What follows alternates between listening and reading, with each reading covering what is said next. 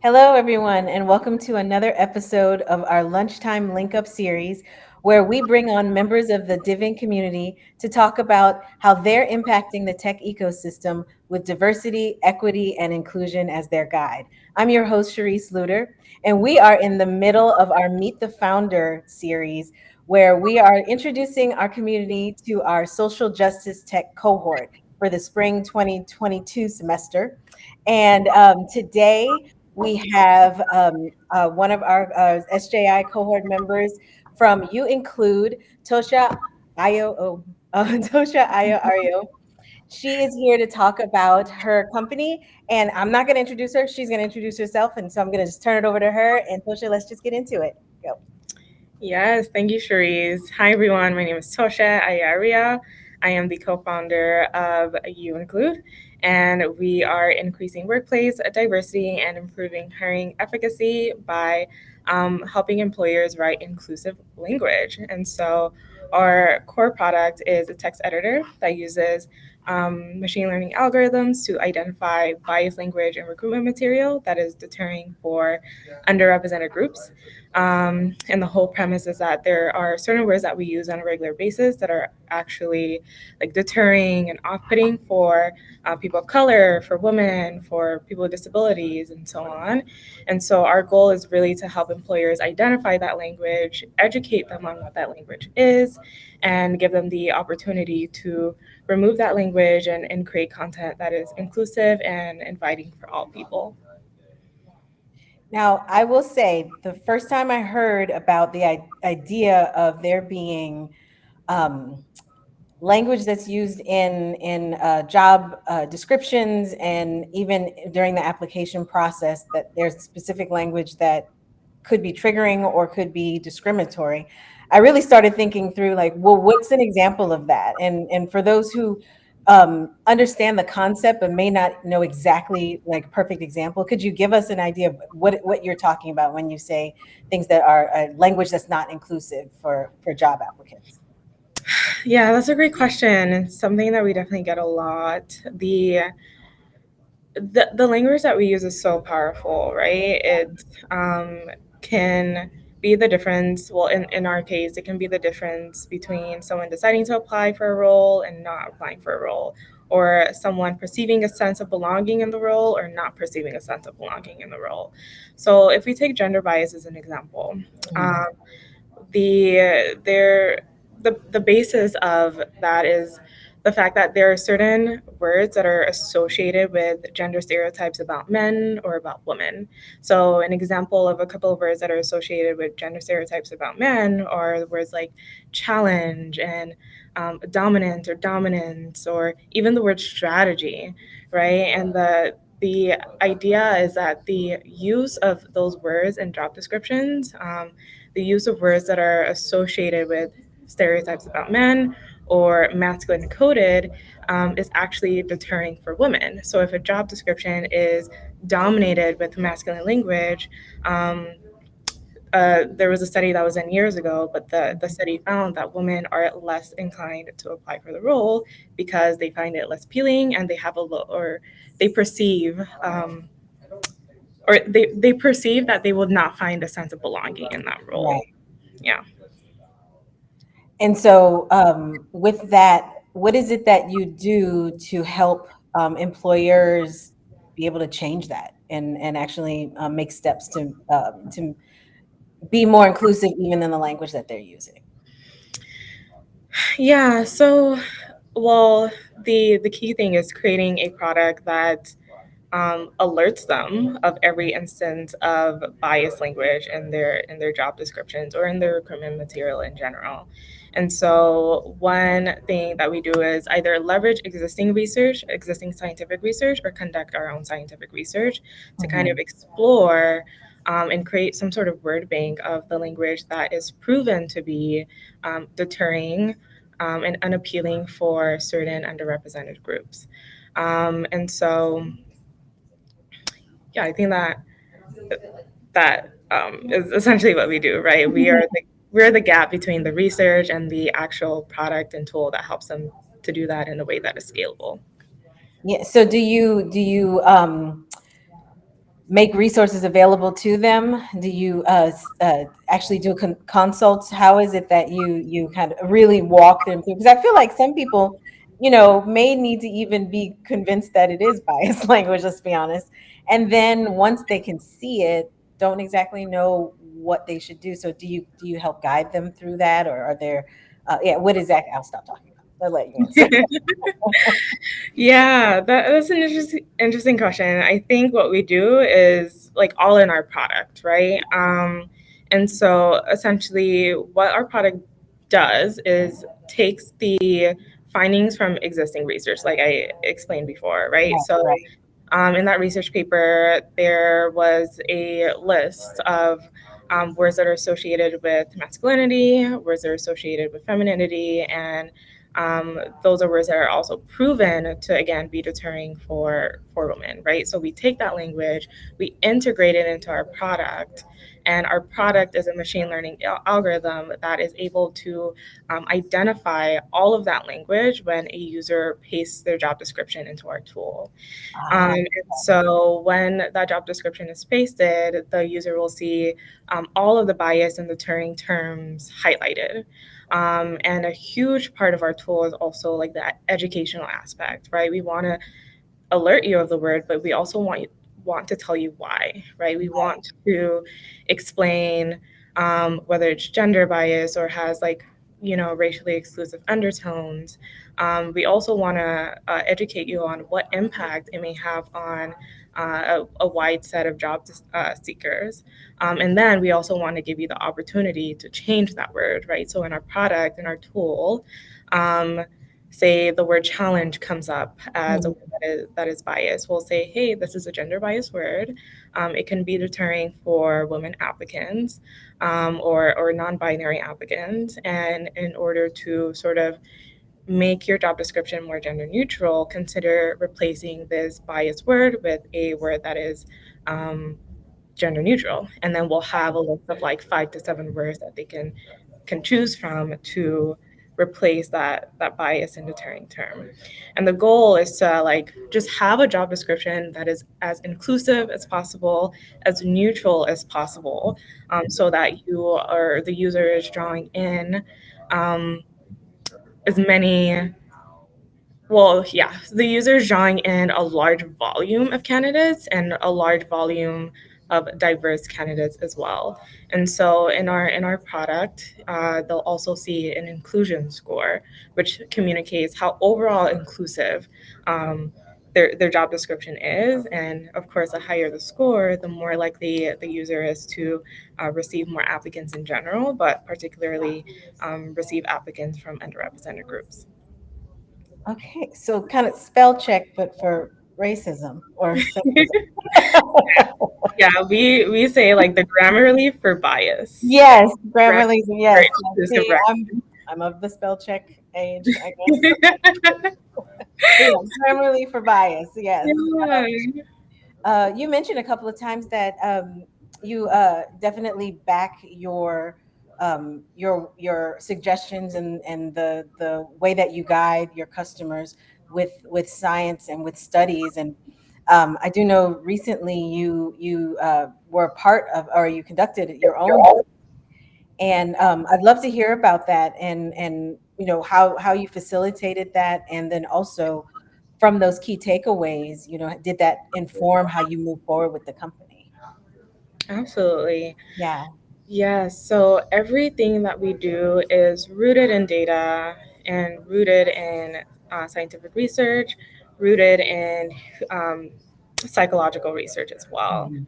We want to make sure that all of the recommendations that we're providing have been are tried and true, right? Have been tested and validated through very, very rigorous research studies.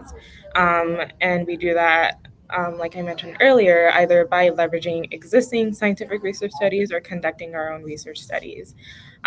So actually a lot of the basis of a lot of the gender biased language that we have in our product was actually derived from a research paper that was written a few years ago by who was now our research advisor, Danielle Gosher.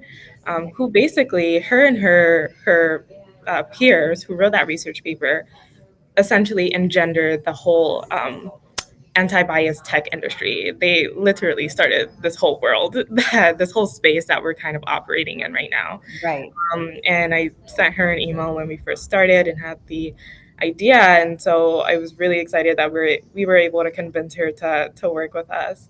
Um, and when we decided to move forward with UInclude, we started with gender bias language. But it was really important for me and my co-founders as well to make sure that we are addressing biases against a number of marginalized groups, um, especially the underrepresented groups that are often left out of conversations about diversity. Right. Because a lot of times when we think about diversity, we're thinking about like people are really just talking about gender equity or racial equity. Right. However, there are so many other marginalized groups that need to be, brought into that conversation because their representation within these companies and within these organizations is just as important. um, so I knew for me that it was and for a company in general, it's absolutely a priority that we have a product that supports those other groups. However, we didn't find any existing research studies that discusses the subtle language that is Mhm. occurring against other underrepresented groups. And so we decided that we just have to kind of conduct our studies on our own, which is why it was essential to bring on our research advisor. So she led us through a research process of exploring the language that explores, or sorry, conveys race based inclusivity and exclusivity. And that research process took about 6 months, and it was a series of content analyses, data analyses, statistical analyses to help us kind of extract that word bank of words Mhm. that all of our analysis has shown us. Um, is associated with inclusivity and exclusivity. And then we took it a step further to get that language in front of different groups of people, people that fit within BIPOC communities and people that do not fit within BIPOC communities, and see how they respond to that language Right. to further validate whether or not we can confidently say, okay, this set of language does convey race-based inclusivity. This Mhm. set of language does convey race-based exclusivity. So that was all. That's very, very high-level explanation of our research study. Right. If anyone wants to learn more about the process that we took and our findings, our research report and white paper is on our research and insights page. I find it to be really fascinating. I love all of this stuff. So if you if anyone out there is interested, please visit our research and insights page to learn more. Was there anything that came out of the research that surprised you, or did it seem pretty par for the course as you were kind of getting your results in? Um, I That surprised me. I think it kind of validated what we already knew. Ah, It okay. validated that the fact that again the language we use is so powerful, and different groups respond to different set of words in a different way. I said different many times, but yeah, I think you get. Okay. um, we found that but at the same time we found that the language that I guess is proven to convey inclusivity was well received across the board. Mhm. So not only was it well received by BIPOC individuals, it was well received by people who do not identify, who don't have a BIPOC identity. And so yeah, I found that to be really interesting. But we did find that job descriptions that are inclusively worded, so have inclusive themes and have that language that through our data analysis, our statistical analysis, has been proven to sort of convey inclusivity. Mhm. Um, so job descriptions with that language integrated into them had an appeal rate that was 6 times higher than that of unedited job descriptions, and a decision to apply rate that was 4 times higher than job descriptions that were unedited. So that's essentially saying that yes, people are finding inclusively worded job ads to be 6 times more appealing than the standard job ads, and they would apply for them at a rate that is 4 times higher than the unedited job ads. So that is huge, That right? is huge. That, I Yeah, mean, here's your point to start off with, but also, exactly. like you said, it demonstrates that inclusivity, even for those who wouldn't necessarily put themselves in those populations, even they were Exactly. benefiting from that change and those kind of that different approach. Yeah. Um, so that's exciting, and as you said, everyone can check out the research and the findings on the UInclude website. So check that out if you want more. So I wanted to ask you, as you are getting closer to demo day for the social justice tech accelerator is on April 21st. And as we're getting closer and closer to demo day, and your experience with our accelerator is coming to an end, what has it been like as you as a founder, you as a person, as a founder going through this process, and really everything that's taking you to this accelerator and moved you through it, and then what's going to be happening after? What's that been like? Tell me more about that. Yes, thanks for asking that question. I love talking about how incredible this experience has been for me so far. I the biggest thing for me, well, two things. I have learned so much. I mean, it has just accelerated the learning process for me. Yeah. Um, like I said, I did an accelerator. Well, I don't know if I mentioned this, but I did sort of like a pre-accelerator before, and that was an incredible learning experience for the stage I was at, or the stage of our sort of our company's life cycle. And now we have sort of leveled up in a sense, and we're in a completely different space. So doing DivInc was just perfect for the stage that we're at. Right now, we're thinking about like customer acquisition and customer retention and investments. All of that stuff, and it is exactly in line with everything that DivInc is teaching us. So I was able to apply my learnings in real time. And see the fruit of that. And so I'm really, really thankful for just the alignment, like the fact that DivInc happened at the same stage that like our company really really needed a program like DivInc. Yeah. Um, so it has been great in terms of next steps for us. We are still trying to figure that out. We have seen a considerable amount of traction so far, like throughout the course of the the accelerator and growth, in the sense that, like, again, we have learned so much and we have new tools in our toolkit, right? We have all of this information, and even when the program ends, I can go back to everything that we learned and figure out where I can and should apply certain concepts. Um, so although I don't know exactly what the next steps are, and maybe applying to another accelerator, and maybe trying to raise capital, I don't know, but I do know that I have the tools I need to be successful in whatever we decide to do, the resources, the network, and the support from DivInc. So I'm going into the next stage, with more confidence and a little bit more ease. Oh, that's so wonderful to hear. Yeah, once you're part of the family, you can't get rid of us.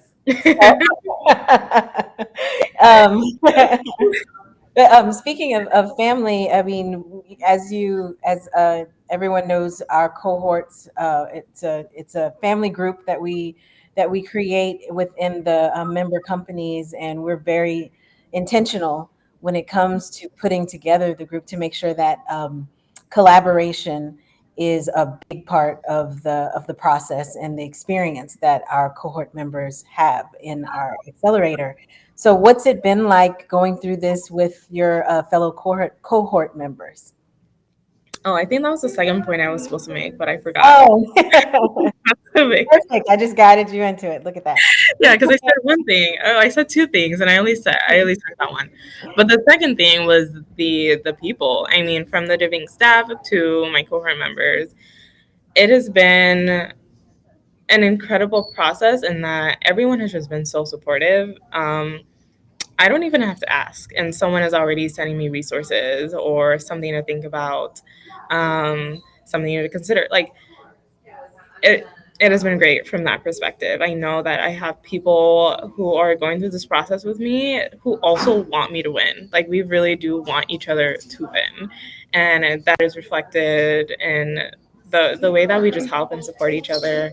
Um, in a lot of different ways. And so I'm really, really thankful for that. And it's also nice to have a community in a process. Like just building a company can be so arduous and it's hard. And I have wonderful co-founders, so I don't ever really feel lonely, so to speak, but it's been really, really nice to kind of expand that network and have other people that I know who are also going through something that is really, really difficult that I can talk to about what I'm going through, what I'm experiencing, get advice from them, give them advice, and know that we're in this together and we're like really, really we're really rooting for each other. So that has been really great.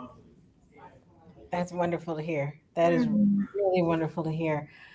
So, as like I said, we're moving into demo day, and I'm wondering, as you're looking into the next phase, you said you're still in the planning mode of, what do you think the next phase is going to be for you and for your company?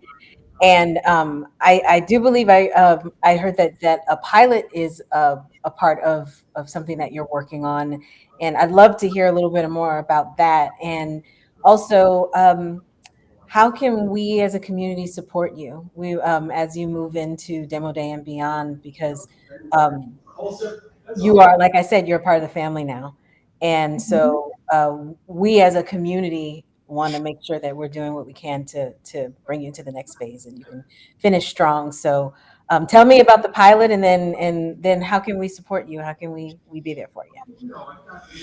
Yeah, so we are piloting with a few companies currently, and our pilot companies are really just partnering with us to, um, well, we are, one priority for us is to be as supportive as possible with our pilot and partner companies, or to our pilot and partner companies. And we want to ensure that we're actually creating a solution that is effective and is enabling them to, um, like do their work and do so in a way that is effective and enabling them to be successful. I Right. kind of said the same thing over and over again, but I think you get the point. Like, Yeah. we are really, really big on, okay, what are your needs and how can we make sure that our solution is meeting those needs? And then additionally, as a team, we are helping you meet those needs.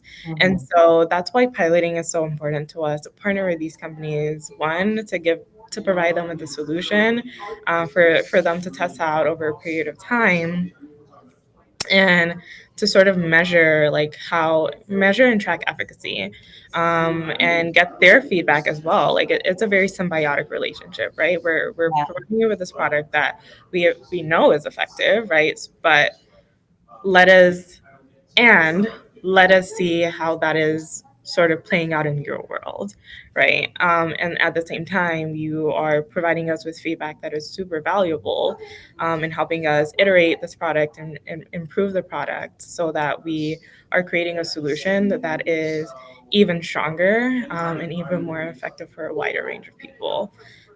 So that is what we're doing right now with our pilots. And they've been going pretty well so far. We are really looking forward to like the additional, um, validation that we will receive as a result of them, what we will learn. Our pilot companies are just incredible in that like they're really candid with us, and they are really also like committed to our success just as much as we are committed to their success. And so yeah, it's been great so far, and we will continue to run pilots, for the next few months. The next few months. Okay. just to Yeah. get that additional validation, and probably it'll help you inform the decision making moving forward and make that path a little bit more clear. Yeah. Well, we're super excited to see you and the rest of the cohort on April 21st for Demo Day. You can sign up on our events page at divinc.org/events. And you can actually see Demo Day in person in Austin, as well as in our Houston office. We're having a watch party. So you can be in person in 2 cities now. So thank you so much, Toshe, for being here. Thank you so much for spending time. I know this is a grind week for you and next week. And so Um, so excited for you and can't wait to see your pitch at Demo Day. I do want to do a special thanks to Ascension Seaton, who is our title sponsor for the Spring 2022 Social Justice Tech Accelerator. Thank you so much. Without our sponsors, we wouldn't be able to do all the great work that we are able to do. So thank you to them. And that's it for today's episode. We'll see you next time for our next installment of the Meet the Founders. And y'all have a great day. Thanks for tuning in.